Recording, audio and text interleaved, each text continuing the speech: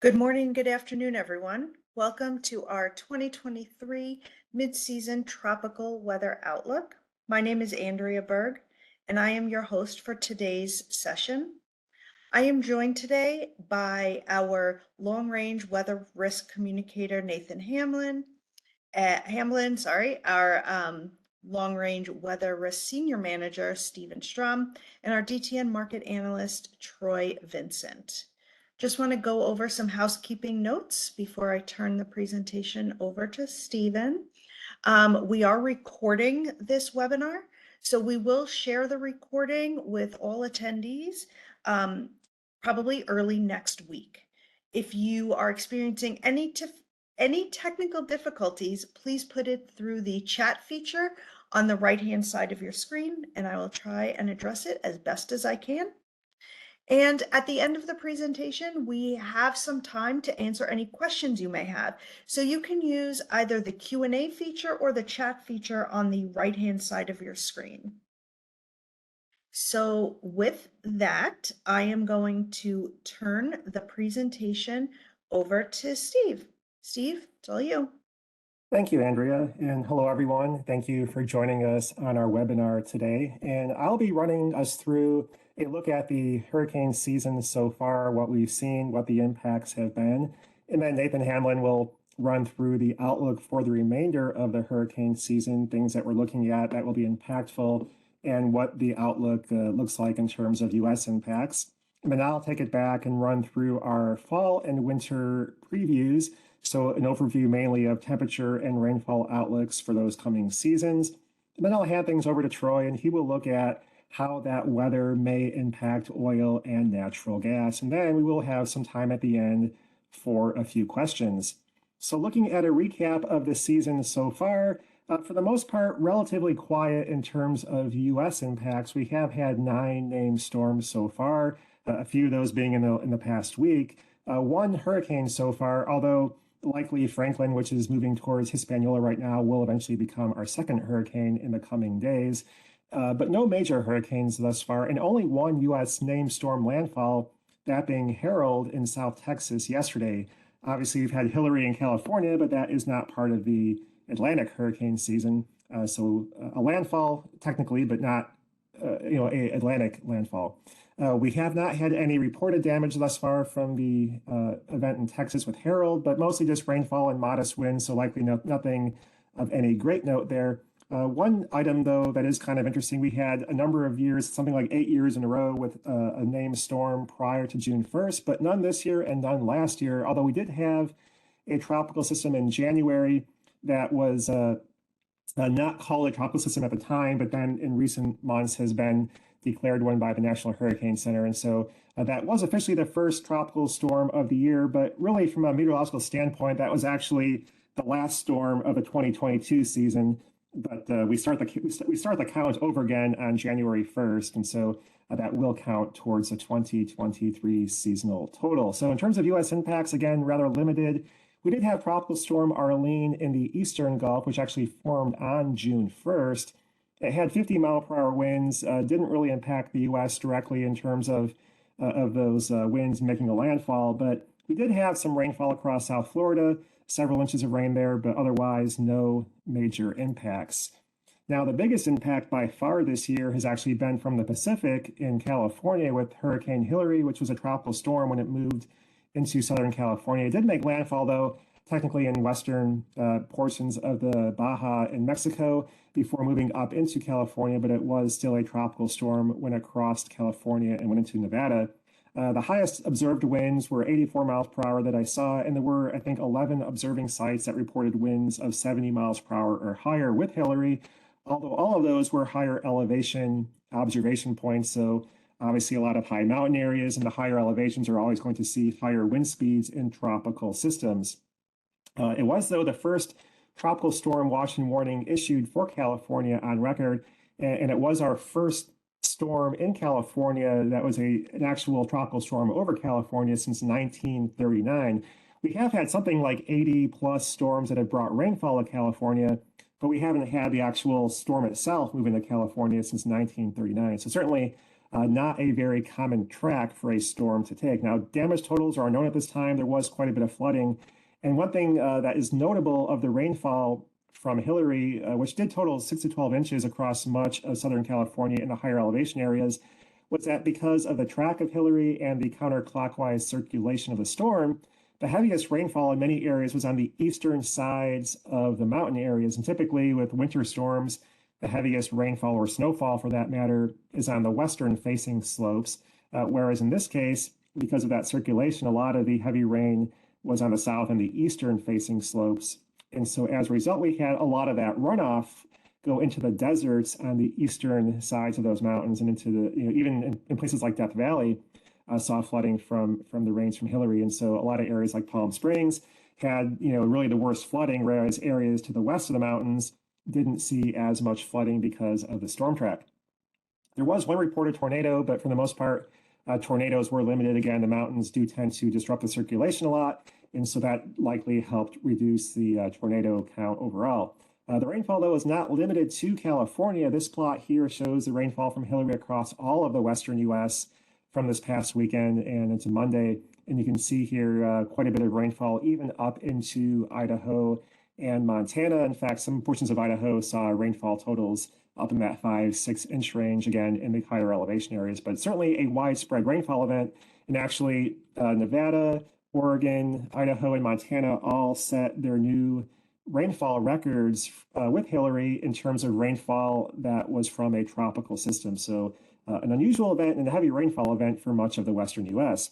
Now, looking at Harold, which made landfall yesterday in South Texas, that storm was a 50-mile-per-hour tropical storm at landfall. It had a peak wind gust of 67 miles per hour at Loyola Beach. But for the most part, again, winds were relatively modest, and the storm moved rather quickly as well, and that really helped to keep the rainfall totals limited. There were some areas that saw rainfall totals approach 8 inches just northwest of Corpus Christi. But again, that fast motion of the storm helped to really reduce the overall totals in most areas. And so had the storm stalled out, it could have been a prolific rainfall producer, but having moved through it relatively quickly, most areas were only seeing between 2 and 6 inches of rain. So overall, not a major impact from Harold. Now, at this point in the season, approaching late August, it feels like we've been in the hurricane season for a long time, and we have, but we're still a couple of weeks away from the actual typical peak around September 10th. And what's notable, though, more than anything else, is that the bulk of the hurricanes typically take place after this point in time. And so, and generally speaking, in most years, 80 or 90% of our hurricanes are taking place after this point in time. And so we still have the bulk of the hurricane season to go. And really, between now and the middle of October is when most major hurricane activity takes place. So, the next 6 to 8 weeks is kind of the key time period in most hurricane seasons. Now, long-term trends have shown a trend towards more tropical storms overall as time has gone on, in part because of improved detection. We have much better satellites now than we had, 40 and 50 years ago. We've also been in a phase with a very warm Atlantic Ocean, and that has not just added fuel to storms, but really what it has done is extended the hurricane season. So we have temperatures that are warm enough to support tropical activity earlier in the year. So we're seeing more storms before June. And we're also seeing more storms come in November or even December because that warmth does help the season extend a little bit longer than it would have been the case several decades ago. And so a lot of those storms early and late in the year, generally speaking, are relatively weak or subtropical. And again, with the satellite detection improving, we are seeing a lot more named storms, but the trend in hurricanes and major hurricanes has not really changed a whole lot. Ups and downs along the way, but for the most part, running relatively stable on that aspect of things. And likewise, not really any trend over time in landfalling hurricanes or landfalling major hurricanes. For the most part, it's been very, very steady. We did have that lull from 2005 to 2017 in major hurricanes, and so there is sort of a downtrend noted there because of that. But this plot doesn't include the last couple of years. We've had a couple more added to that total since then. And so really, if you kind of include everything through last year, it's almost a perfectly flat line in terms of the trend. And so the bottom line is that we're not really seeing anything notable in numbers of landfalling hurricanes. If we look at the risk areas worldwide for wind speeds from tropical systems, obviously all the Gulf Coast, the East Coast, is at risk for hurricane impacts from a wind standpoint. But the main item of note here is that those do extend up into Canada and Nova Scotia and Newfoundland especially have the highest risk for those higher wind speeds there, but those extend also up into even northwestern Europe. So Ireland and the UK often see the remnants of hurricanes track up that direction, producing some elevated winds and squally weather. So the impact can reach fairly far away from where the storms might initially develop, whether it be in the southern Atlantic or the Caribbean or Gulf of Mexico. Obviously, the eastern areas of Asia down towards even Australia do see a lot of tropical systems as well. That's obviously a much larger and warmer basin, so there are more storms in general in the Western Pacific than there are in the Atlantic, and thus the overall higher risk for those areas. Now, besides wind and rain, tornadoes are often a threat that accompanies many tropical systems, and you can see here a plot of where all those tornadoes that have been accompanying hurricanes and tropical storms have occurred since 1995. So, pretty much all the coastal areas have seen tornadic impacts from landfalling storms, but note that those do extend pretty far inland. So oftentimes, you can see there in central Arkansas, a number of notable tornadoes from tropical systems have occurred there, as well as, areas along the Appalachians. And so even areas, again, far away from the coast can see damaging impacts from wind, but not maybe from the storm winds per se, but from tornadic winds that accompany some of those storms. Obviously, the biggest impact away from the coast is almost always rainfall. And you can see here state by state what the record rainfall is. And this is updated with Hillary's rainfall as well. So you can see that 9.2-inch total there in Nevada, as well as the record totals in Oregon, Idaho, and Montana. So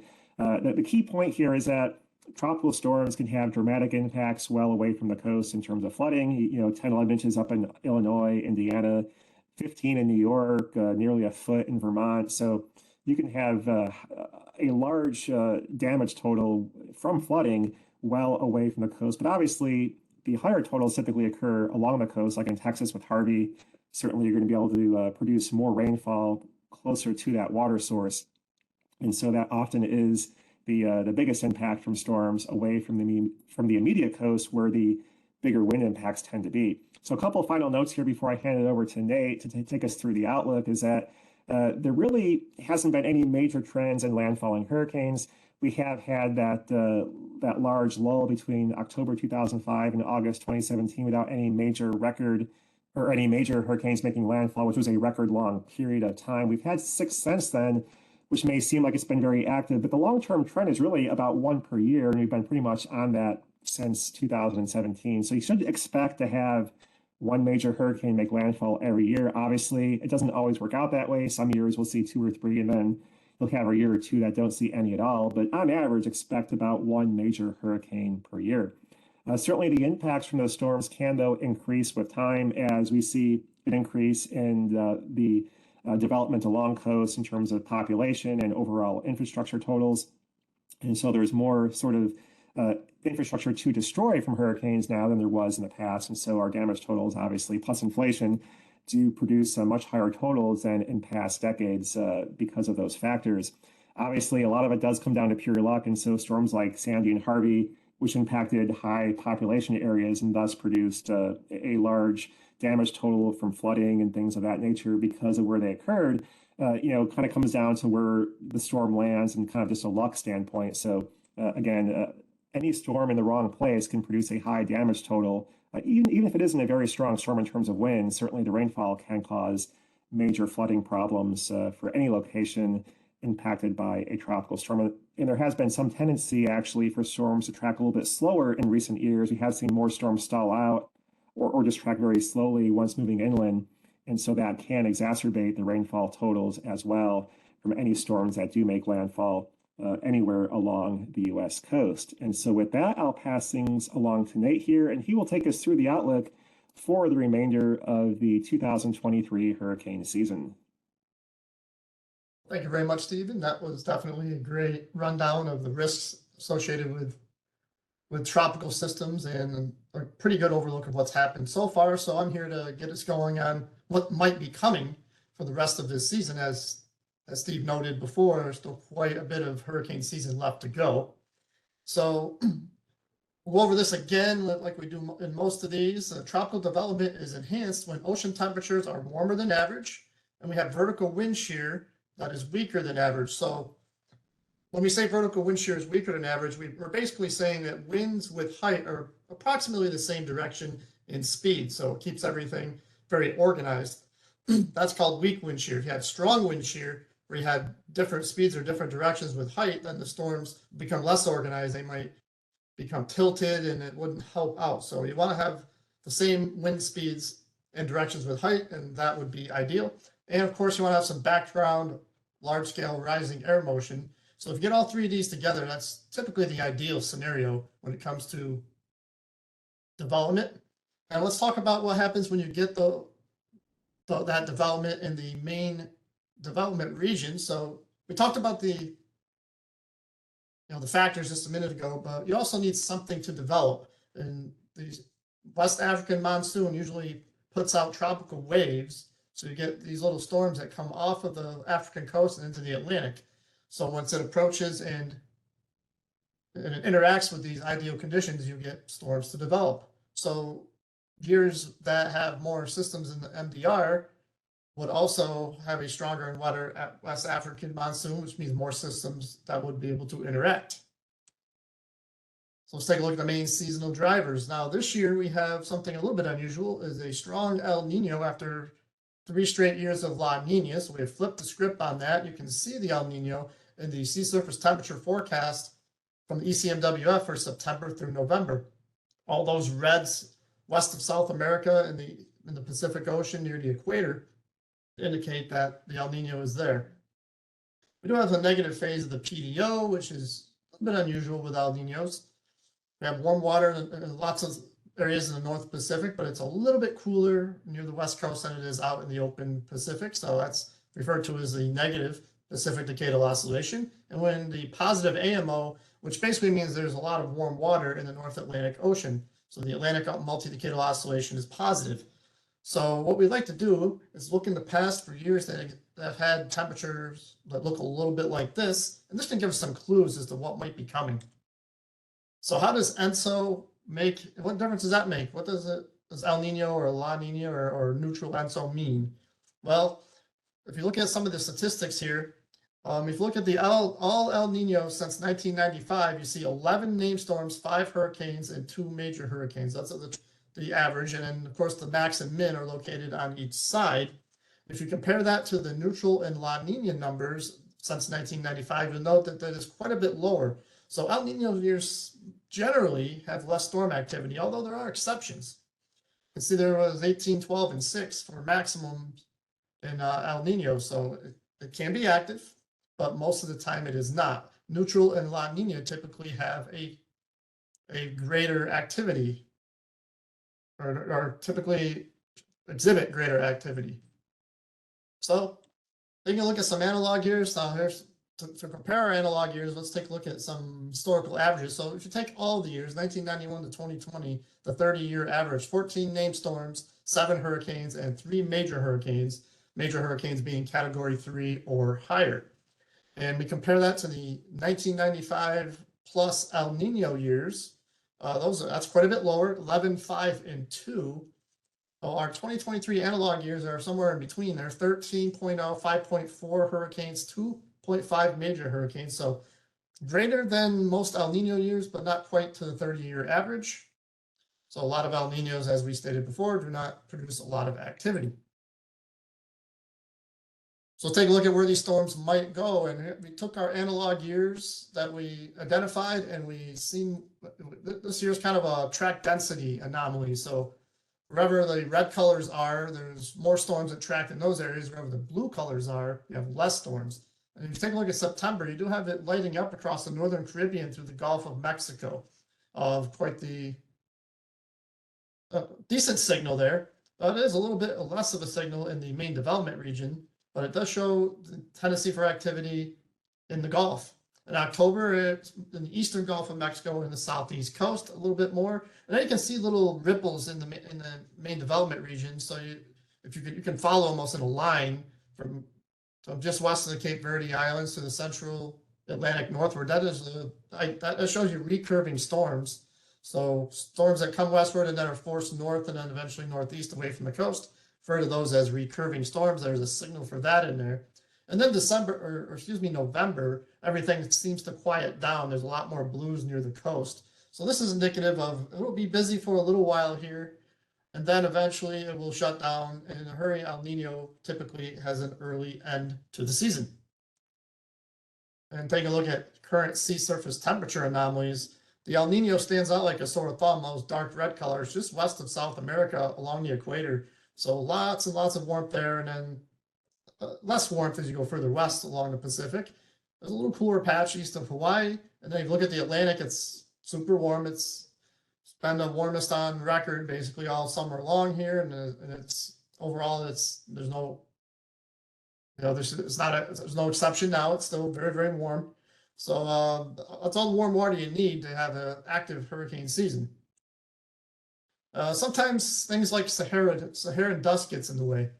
And what happens is dry, dusty air can sometimes blow westward from Africa with some of these tropical waves. And if you can cover enough of the Atlantic basin with it, it tends to keep activity subdued to a certain degree. And we had a little bit of that a couple of weeks ago, maybe 3 weeks ago.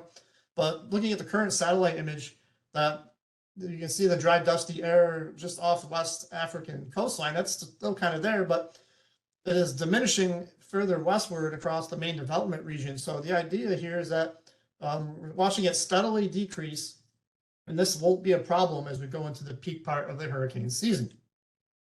So the model guidance here, looking at tropical parameters. Again, the model forecast, warm water, lots of it in the tropical development areas and across the Caribbean and off the southeast coast and the Gulf of Mexico. Plenty of fuel for the fire, so to speak. We'll take a look at shear anomalies. That's on the right. So we see the blues. That means reduced shear versus normal. So less shear and favorable for activity. So the main development region kind of looks okay. But there's a little bit more in the Gulf of Mexico and off the east coast, which would indicate once storms developed and then came closer, they might have to fight off the shear and might not be as strong as they otherwise would be. So if the model's right, that could be a problem in the northern Gulf of Mexico and off the southeast coast, but not in the main development region. Reduced shear would be there. So it's a little bit different than what the analogs are saying in terms of where storms might develop. So a little bit of ambiguity there. The ECMWF model, a rainfall forecast, you can see that these greens mean above normal precipitation, and there's a section from the main development region to the eastern sections of the Bahamas where above normal rainfall is favored, and you can see some more greens in the Gulf of Mexico. So the ECMWF is keeping that area active through the fall season, September, October, November. So that is a sign that the ECMWF does think there will be at least some activity showing up there. So let's take a look at another way of seeing where these storms might track, and we'll use upper air patterns. And the lower landfall period that Steve talked about from October 2005 to early 2017, but we used the full year 06 to 16 here to get an idea of what the anomalies look like. And if you took an average of that, you'll start to see a few things. At 500 millibars are about the steering height. And if you look at there's a big L or a trough in the eastern part of the United States that showed up there, and it pretty much was an anchor through at least in the means through that entire period. So what happens is low flow or the air flows counterclockwise around it, and wind blows from west to east. And anytime a storm would approach from the west, it would be forced northward. The trough would pick it up, go northward, and then out to sea. And there's nothing really to keep it in there. So this set up more like put up a wall right along the east coast and said, nope, can't get that far west. However, 2020 broke that mold. Very, very active year. And this is what happened. That trough along the east coast is actually, ended up in the central part of the country towards the Mississippi Valley. And you saw a big area of high pressure kind of stuck off of the east coast and off the Canadian Maritimes. And think of that as also a brick wall. Storms can't really go into that. So as the storm come westward out of the main development region, there's no way for them to go north. They keep going underneath that ridge. And then the trough will eventually pick them up. And then storms were able to come northward and into the Gulf of Mexico or closer to the East Coast. And this was the exact type of pattern you want to see for landfalling tropical systems. So let's see how September and October compare to that. And it's not exactly like either one per se, but what you start to see here in September is a big area or ridging here across most of the eastern part of the country with a trough off of the Canadian Maritimes. So as storms want to come westward, some of them are going to get picked up by that trough and then shifted back out to sea. That's probably going to happen. But anything that doesn't get picked up, it's going to have to be forced underneath that ridge and into the Gulf of Mexico. So that goes along with some of what the analogs were saying, is that that'll be an area to watch during the month of September, right from Florida through the Gulf of Mexico. So it could become a little bit more active. October, we shift the ridging a little bit closer to the East Coast, the trough in the interior west, and that trough off the Canadian Maritimes doesn't really go anywhere. So again, recurving storms will be possible, but if that trough lets up for 1 minute and a storm can come through the main development region underneath, it will be picked up by that trough in the central part of the country and then brought it into the Gulf of Mexico or off the East Coast.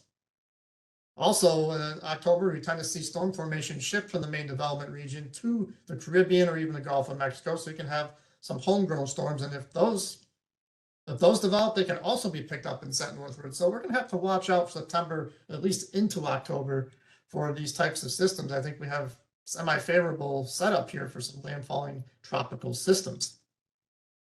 Well, the current look out there right now is pretty busy. We just saw Harold come inland, so that's no longer a thing. But we also were watching Tropical Storm Franklin, and you see the forecast that's been plotted on there from our tropical planner this morning. It will drift slowly northward, probably near or west of Bermuda, but off of the East Coast. So at least through the next 7 days, we'll have to watch and see how close that can get to the coast. The cone of uncertainty does get a little bit closer to the coast than you want to see. So something to watch, but right now forecasting no impacts. The remnants of Emily might actually come back to life, and if they do, it's going to push northward and northeastward. No threat to the U.S. Then Invest 92, if that develops, that will be our next system potentially. And the other thing I'll call attention to is that little area of thunderstorm activity is south of Guatemala. Sometimes those things can produce low pressure systems in the Western Caribbean. And if that occurs, some of the model guidance is showing a potential in the Gulf of Mexico next week. This is highly uncertain right now, as the model guidance doesn't tend to handle things very well, but in terms of spitting out lows from the thunderstorm activity there. So something to watch, but nothing imminent. So some sub-seasonal factors as we head in through most of September here. And we tend to look at vertical motion in the tropics. Now, we talked about this being the third pillar of favorability. So when we have upward motion in the tropics, it's more favorable. And you see all the storms out there. Well, right now, and through the next 10 days, in that first panel on the left, you see all that blue color there. That means there's a decent amount of upward motion. So these storms were able to form in that area. But what you notice here as we get into the 2nd through the 11th and the 12th to the 21st is we get rid of some of that. When we replace it with those brown colors, that's downward motion. And that tends to be a bit of a problem. So it should slow down the development as that passes through. And then you look at the last frame, some of the blues are going to try to get closer again. So I think late September into October, we'll probably get another burst of activity that develops after this burst that we have now. And probably the middle part of September will go a little bit quieter than average as a result, even though on the right-hand side, this is the shear forecast. Now notice there's a bit of shear at the moment, and some of these storms are fighting it, but those orange colors, which indicate high shear, are going to start going away during that middle part of September. So you have some of the blue colors, that indicates below normal shear, but it doesn't last too long, and then the shear tries to rebuild at least a little bit again during the second half of September. So it's just going to be difficult to get everything to line up just right this year. And El Nino has a lot to do with that, because El Nino's typical impact is to introduce shear into the Atlantic basin. That tends to slow down the development of systems. So it's going to be a battle, every system that forms, and they're going to be looking at tight windows where activity can develop because of that.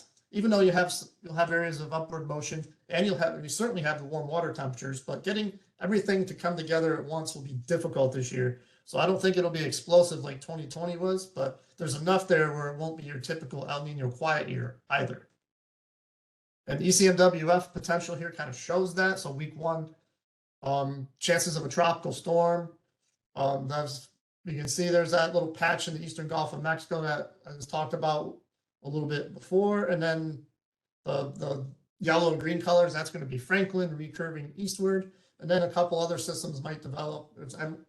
It's left of Emily and then another one during the first week. And then the second week, you see second, third, and fourth week, you see a lot of activity away from the US out into the Atlantic. So there's a signal for storms to develop in the MDR, but recurve. But you notice here these colors aren't all that dark. So by the time we get to week 3, and especially week 4, you start to see the colors fade out a little bit. And I think the ECMWF is taking into account that sinking air motion and is developing less storms as a result. So I think this does support that the middle part of September could be a little bit quieter.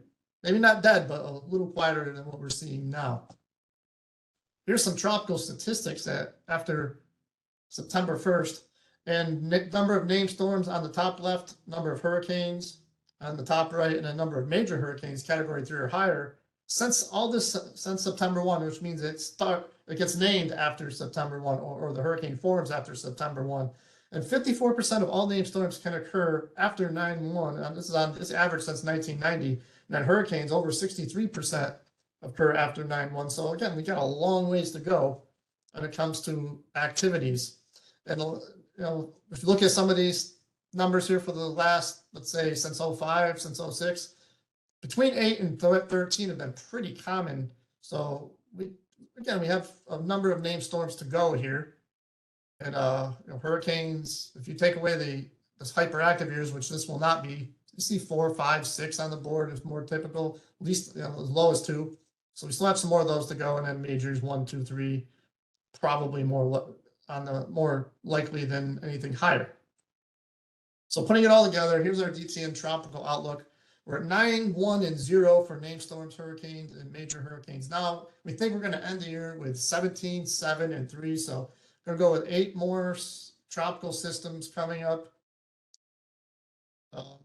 Another 6 hurricanes and maybe 3 major hurricanes. All that warm water, there's certainly potential for development, even close to the shore. So we'll have to watch all that. And we figure that the southeast coast and the Gulf will be most favored. And of course, the area in the MDR trying to recurve towards Bermuda. We'll have to watch that too. So those will be the areas to watch. The Western Caribbean and the Northeast US should be less favored for activity. Not to say that reduced risk means 0 risk. There could easily be a rogue storm that gets into any of these regions, and it comes any one storm that can get in there. If it's strong enough or it hit the wrong spot, you'll remember it forever. So just because it says reduced doesn't mean it's 0. But the better chances are going to be where these yellow areas are. Atlantic storm names. We have Franklin on the board right now. Emily might rejoin the board, but it's been crossed off. So we have Vidalia, Jose, Katia, Lee, and Margot here coming up. Hopefully we don't get through too much of this list. And Tropical Storm Franklin, we just talked a little bit about that, but here's more of a zoom in. So it'll likely strengthen into a hurricane as it shifts northward into the open Atlantic this weekend and into next week. Should drift slowly northward, and we don't expect direct impacts to the U.S. outside of heavy surf right along the entire East Coast. We'll be dealing with that, but we do think it'll stay far enough offshore to where we won't have any direct impacts from the system. So key messages before I pass it back to Steve to talk about the fall and winter. Sea surface temperatures are plenty warm enough for storm formation. Close in development and strengthening near the coast are threats. Even though there could be shear in there, there's so much warm water. Anything could be possible as we get close, as these systems could approach. So have to be super vigilant this year. Wind shear forecasts show weaker than average shear, especially in the MDR. That's a favorable trait for tropical development. The analog upper air pattern does show that Atlantic storms can be more favored to recurve or stay out to sea. However, some storms could probably continue towards the Gulf or the southeast coast, or could even have some close-in development in the Western Caribbean or the Gulf of Mexico that could come northward towards the coast. So again, we'll have to watch that. A strengthening El Nino could provide enough shear later in the season. That would probably favor reduced activity as we get later into October, especially into November. And then the biggest thing to remember, even a weaker tropical system can have significant impacts if it strikes a more vulnerable location, especially if it's slow moving. So again, every little system, when it gets near the coast, you have to watch it close. With that, I'm going to pass it over to Steve, and he's going to talk about the rest of the fall and into the winter. Take it away, Steve. All right. Thank you, Nate, for taking us through the outlook for the remainder of the hurricane season. And now I'll just give a brief overview of our outlook for the upcoming fall and briefly the upcoming winter. So looking at the summer, how it should end up here, the map on the left shows our projection for June to August temperatures. So obviously a very hot summer across the southern US, but notice that the northeastern quadrant of the country has, for the most part, been near to even slightly below average. And as a result of that, our CDD total for the summer season will actually be the coolest since 2017. So despite the record heat in the south, because that big population area of the Northeast has been cooler, that has suppressed our overall CDD totals this summer season. Looking at the fall temperature outlook, the biggest impact is likely in September from the heat standpoint. We are looking to see the summer weather pattern linger for a lot of the eastern U.S., much like it's done in recent years. And so most areas east of the Rockies looking to see a warm September. So still a lot more heat to go across the south, unfortunately, the way it looks right now as we head through the coming weeks. Now, as we head into October and November, it does get a little bit more interesting. A lot of similar years to this year have seen some notable early season cold waves, either in October or in November. Kind of in that mid-October to mid-November range is kind of the key time period where we've seen a lot of those take place. So this could be a year where we do see a cold enough pattern early enough in the year where we see kind of a early end to the natural gas injection season potentially, and some early withdrawals if we get some of that early cold. But when that occurs is obviously hard to kind of pinpoint. So it could be that October comes in colder than forecast, November warmer, or vice versa. But somewhere in that late October, first half of November time period could end up seeing some notable cold. So we should watch out for that as we head through the fall season in terms of energy impacts. But otherwise, a lot of the southern and eastern U.S. looking to kind of more or less average at or a little bit above average overall. But again, we'll have to watch that potential for a shot of some meaningful cold early in the heating season this year, late October, early November. Rainfall is very highly uncertain across the southern U.S. We have that forecast for below average rainfall across the south in September, but that is absent of tropical impacts. So areas that do not see a landfalling tropical system will be drier than average with this pattern, but obviously any areas that do see a tropical system will have above average rainfall most likely. And so there's probably going to be a swath somewhere across the south that sees above average rainfall in September if we get a tropical system to make landfall. So we'll have to watch out for that, but we can't really pinpoint where that might occur. October has a better chance for above average rainfall across the southern U.S. Again, that will likely be tropical impact related, but we have had more years see landfalling storms in October than in September in terms of our analog set, as well as with our climate model inputs being a little bit wetter as well in those areas. Now, the rainfall in November will largely be a result of the El Nino influence of increasing storm systems across the southern U.S. during that time period. So we should see a trend towards wetter weather and an end to the drought across the southern U.S. It just may unfortunately take another month or two to happen. But if it does happen earlier than that, it's likely going to be flooding rainfall from a tropical system that does it.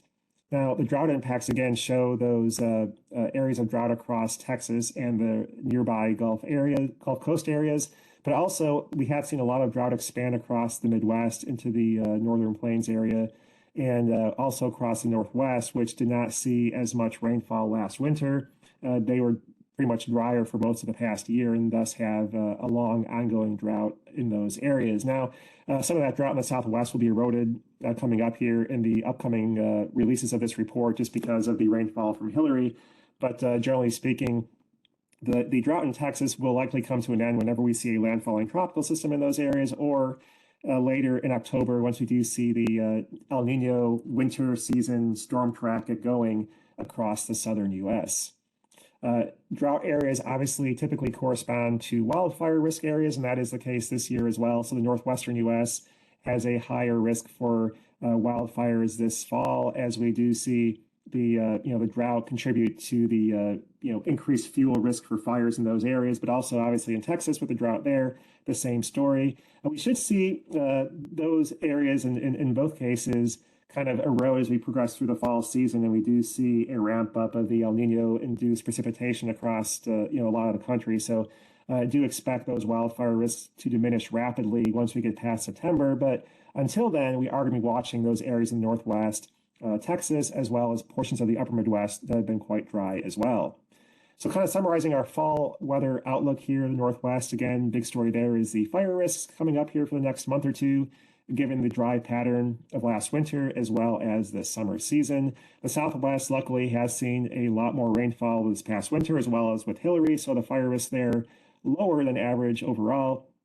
And the higher moisture content will also help suppress temperatures a bit more as well this fall season. And El Nino should help introduce some storm systems into California and the Southwest this fall as well, kind of furthering the kind of trend towards less heat and more rainfall as we progress forward in time. The South, lots of heat still to come through September. Obviously, any tropical system could bring a lot of rainfall, but otherwise, the trend towards cooler and wetter weather will get going sometime in October, the way it looks right now.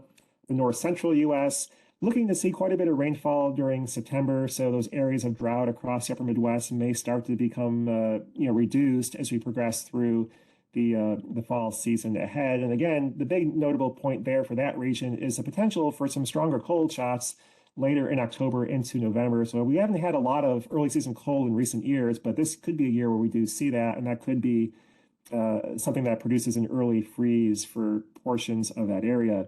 The Northeast likely to see a warm start to the fall season in September, but then generally the overall pattern thereafter will be more seasonal in October and November.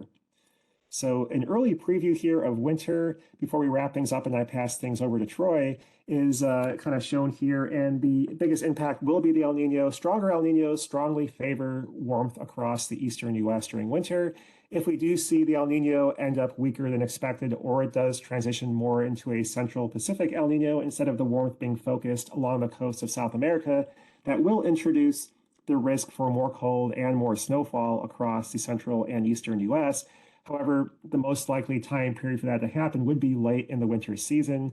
In general, December has the highest odds for widespread warmth across the eastern U.S., and February has the highest odds to see cold and snowier than average weather across the eastern U.S. But whether that happens will largely depend on what happens with the El Nino, whether it stays strong, whether it stays eastern based in terms of where the warmest water is located. So we'll be following that in the coming months here leading up into winter.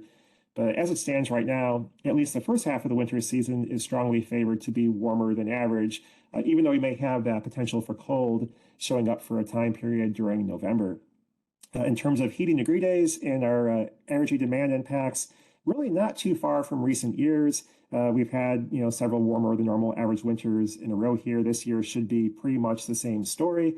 The one notable impact with El Nino is typically the southern tier of the country and the East Coast don't typically see warm anomalies as strong as the upper Midwest. So if you're looking at regional variations, the upper Midwest, Chicago, Great Lakes area typically see less demand than average during El Nino winters, but the Gulf Coast could actually see near or above average demand, since those areas typically do see a cooler pattern overall, largely just from more cloudy days and more rainfall in those areas during the El Nino winter patterns. So with that, I'll pass things over to Troy, and he'll take us through a look at the oil and gas impacts from this pattern. So let me get this passed over, and Troy, take it away.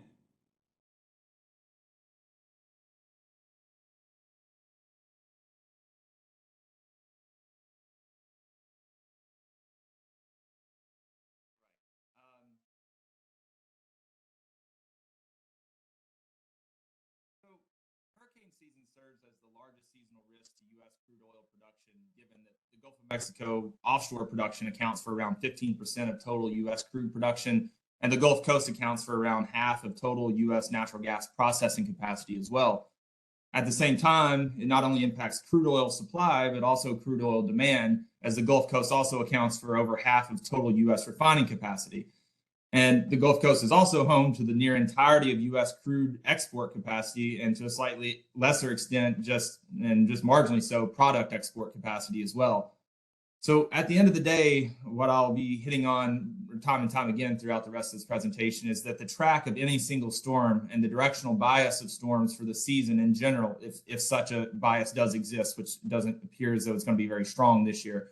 But that is, of course, very key to assessing the energy commodity price risk and oil and gas infrastructure risk for the season. So just quickly reflecting on the 2022 season, and it's going to be quick because there really just was no storm of significance for oil and gas markets in 2022. While there were some brief preemptive personnel evacuations that briefly shut in small amount of oil production amid Hurricane Ian, the storm began tracking eastward and towards Florida, and personnel were quickly returned to their platforms and production quickly returned to normal. So here's a track of Hurricane Ian for reference. And while this storm was one of the most destructive and costly in U.S. history, this storm, the track that you're seeing here is exactly what all those hoping for smooth oil and gas operations, and particularly those hoping for lower fuel prices, could have hoped for, given that if this storm had continued towards Louisiana, for example, last September, this would have exacerbated already low U.S. oil inventory levels and pushed prices higher, leading to further demand destruction at the pump. So the statistics here at the top of this slide really speak for themselves, but in the chart to the left, it's really easy to visualize all of the gray dots that you're seeing there are in the Gulf are oil and gas wells. And this is exactly why I say the track of a single storm and the potential directional bias of storms for the season is so important. Offshore production is extremely concentrated between Mobile, Alabama, and Houston, Texas. So on this chart, you're viewing total Gulf of Mexico offshore crude production, and I've highlighted impactful storms throughout history here. As I mentioned a moment ago, Hurricane Ian last year didn't even make a dent in production, but back in 2021, Ida led to around an 800,000 barrel per day decline in production. And in 2020, hurricanes, we kind of had a row of 4 storms back to back, and that helped pull oil prices out of their kind of COVID-inspired lows, as those 4 storms led to production declines from 500,000 barrels per day to a full 1 million barrels per day between August and October. But of course, as I said a moment ago, it's not just crude oil production that is at risk, but also refinery runs at Gulf Coast refiners. Something of increasing importance to note is that just over the past 2 years, and it's particularly after last year's quiet storm year for oil and gas impacts, this is incredibly important to keep in mind that over the past 3 years, U.S. refining capacity has dropped by almost 750,000 barrels per day. And ultimately, with less total capacity and with capacity increasingly concentrated along the Gulf Coast, this makes Gulf Coast weather events all that more important. So along the same line with discussing refinery capacity declines in the U.S., one of the major pieces there has been declines on the U.S. East Coast. And with U.S. East Coast refining capacity dwindling, the region is increasingly dependent on imported fuel volumes, particularly for gasoline. And while that makes the region more susceptible to temporary hurricane-inspired supply disruptions, a storm would have to be extremely severe to be severe enough to damage import terminal infrastructure for it to really cause a lasting impact on prices or supply in the East Coast region. And something else to note is that East Coast impact storms also typically weigh on demand as much as, if not more, than they impact supply. And this kind of bias towards it being more bearish is increasingly true for this hurricane season, and likely actually going forward on the East Coast for the next few years, as there are some major changes in Atlantic Basin refined product flows taking place at the moment. Nigerian product markets are key to that. They're undergoing significant changes that should increasingly free up European cargoes of gasoline in particular for the U.S. East Coast. And recently, Nigeria has ended their gasoline subsidy, which is already leaving more European gasoline available on the market for U.S. East Coast buyers. And later this year, Nigeria is expected to lift production at their newly commissioned Dangote refinery, which is the world's largest refinery based on crude distillation capacity. Ultimately, with all of the closures in recent years, U.S. refining capacity, as I said a moment ago, is increasingly concentrated, and as you can see here, along the Gulf Coast, predominantly, of course, in Texas and Louisiana, and therefore more and more susceptible to hurricane damage and outages. And the market is also pricing in this potential storm impact. You can view this various ways. For example, if you take a look at open interest in U.S. gasoline futures compared to U.S. crude futures, you can see this year that traders are taking more seriously this potential storm impact, particularly on the refined fuels market. And that's largely because of the picture that you see here, which is that this matters more than ever when stocks of gasoline and diesel are both already well below recent historic norms. So the one caveat to this risk of storms hitting at a time when stocks are low is that net exports of products from the U.S. are also at record highs. So the impact of a storm bad enough to close Gulf Coast refiners, for example, would also likely lead exports to halt or at least slow quite sharply, which would help offset the lack of refinery runs. So this wouldn't lead to some immediate scarcity of product. However, it's important to keep in mind that if a storm is bad enough that it keeps refineries offline for a long period, exports are far more likely to resume more quickly than our refinery runs. And this would exacerbate the low inventory issue and help push prices higher. As far as the impact of hurricanes on domestic refined fuel demand is concerned, it's a bit of a mixed bag. So smaller storms tend to create a spike in demand as people kind of panic buy ahead of the storm in anticipation. But this is generally followed by a lull in demand as people have their cars fueled up and nowhere to go really. On the flip side, with large damaging storms, for example, as you can see here, Hurricane Harvey, those tend to result in weaker than otherwise would be expected fuel demand for a sustained period, because what really follows is a sustained period of weakness in economic and social activity. And that particularly hits gasoline demand. Of course, you can see diesel demand typically performs better under those circumstances, particularly if there's a large cleanup and rebuild effort that has to take place. But for gasoline demand in particular, it's typically a pretty bearish development. So U.S. liquids production is currently at record highs, and crude production will average a new annual record high this year in the U.S. And with domestic refinery capacity and fuel demand having moved lower in recent years, the U.S. is increasingly an exporter of crude and net exporter of products. This means that on a weekly kind of oil market balance perspective, if you're keeping up with the EIA weekly crude stock change, for example, a hurricane could shut in more exports than it does domestic crude production, or at the very least offset much of that shut-in production. However, it's really important to consider that exporters will typically play catch-up and really try to lift that volume to get the barrels back on the water that should have been loaded at the time when they were disrupted by the storms. On the other hand, however, production will really never be made up for, and those are just lost barrels.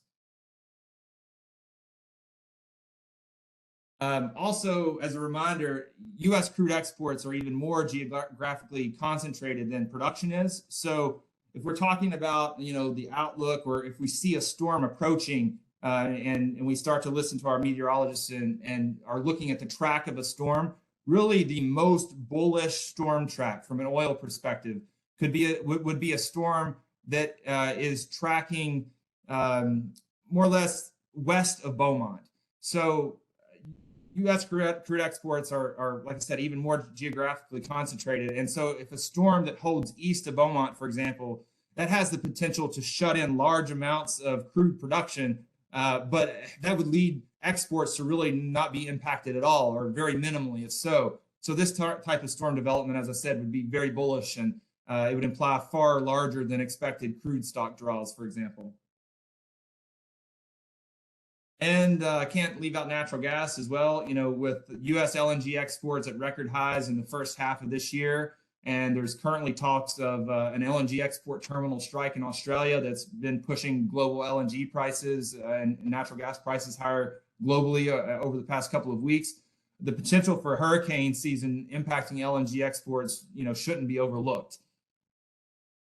Like oil production, refining, and exports, all the things that I've touched on previously, LNG exports are also extremely geographically concentrated. And if we take a look here at past impacts, so when Hurricane Laura made landfall in 2020, we saw LNG export terminals shut in anticipation of the storm, and that allowed domestic inventories of natural gas to grow faster than would have otherwise been expected, which depressed domestic natural gas prices. However, in a post-Russian invasion of Ukraine world, where Europe is more dependent on LNG imports, and with the potential strike at LNG export terminals in Australia that I just mentioned a moment ago, a storm that is tracking toward U.S. LNG export terminals should be, watched closely this year, as it would, I think, certainly push global LNG prices higher. So, in conclusion, what does this really all mean for oil and gas production and prices? Well, we have to kind of put this risk, or these weather risks, right, in context of the broader market developments and risk as well. And really, what's most important to me is that the peak risk for hurricanes this year, and of course, typically every year, but particularly with the La Nina patterns that were or El Nino patterns that were just discussed a moment ago, this really just means that the peak risk for hurricanes is coming at the same exact time that Saudi Arabia, Russia, and other OPEC plus members are slashing supply and creating a market that is already expected to be currently in September around a 2 million barrel per day supply deficit. So if we do get a storm-related outage in the U.S. that really shuts down U.S. crude production, it would amplify, OPEC's efforts to destock the global oil market, and I think, obviously be quite supportive of price. Likewise, the U.S. with U.S. refined fuel stocks already low, as we discussed, and that's already supporting higher prices. A storm that would hit Louisiana to Houston area, for example, would be of significant consequence, I believe, and it would exacerbate these already low inventories. And given that just a small fraction of U.S. natural gas is produced offshore, while the entirety really of LNG exports are located along the Gulf Coast, a storm directed toward Texas should depress domestic natural gas prices, but support global LNG prices. And I don't want to overplay this because I'm not the weather expert here, but if we can make it through September largely unscathed, and I know that's a big if with water temperatures as they are, but I suspect that we'll see more appetite for traders to re-enter into short positions in oil markets, as it's hoped that El Nino will inspire a calmer kind of final couple of months to the hurricane season and limit some of the upside risk price potentials, as we work into Q4. So that's really all I have, guys, and I'll hand it back to you.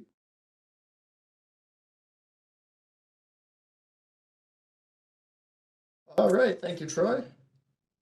Advance to the last slide here.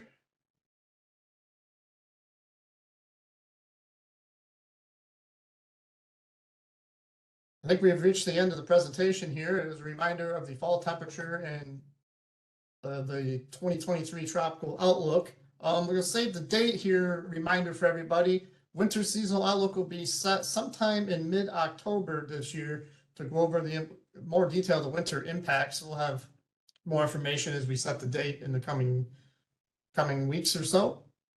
But for now, I'll open the floor up for any questions and looking here to see if any have come in.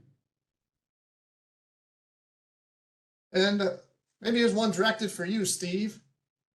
With all these warmer temperatures on tap, what do you think about snow risks this winter season? So that's always an interesting question for the longer term there, looking at the winter season. A lot of the snowiest winters on record for the East Coast, Northeast in particular, have occurred during El Nino winter. So that is something that you kind of look at. But those years were also El Nino years that were more of the weak to moderate variety of El Nino, and years where the El Nino was more of a Central Pacific based El Nino, not an Eastern Pacific based one like we have this year. So with the warm Atlantic and the warmth in the oceans in general, plus a strong eastern-based El Nino that should reduce snow risks overall, outside of mountain areas of parts of the West and such. But if we do see the El Nino weaken or become more central Pacific based during the second half of the winter season, that could open the door for a potentially snowy end to the winter season across the East Coast. Obviously, it's still August. How the El Nino is going to evolve is still highly uncertain in terms of what's going to happen early next year. But as we head forward in time here into October, during our next webinar, we'll have a much better idea of how the El Nino should shape up for the winter season and be able to give a much better outlook on the snowfall forecast. That makes a lot of sense. Thank you very much, Steve. Well, I guess we've reached the top of the hour. We don't have time for any more questions here, so I'm handing it back to Andrea to close us out. Thanks so much. I want to thank you all for participating in today's mid-season tropical webinar. Like Stephen said, we will have the winter seasonal outlook sometime in mid-October. So look for those invites and look for the rebroadcast email to be sent out probably early next week. Thank you and have a great rest of your day.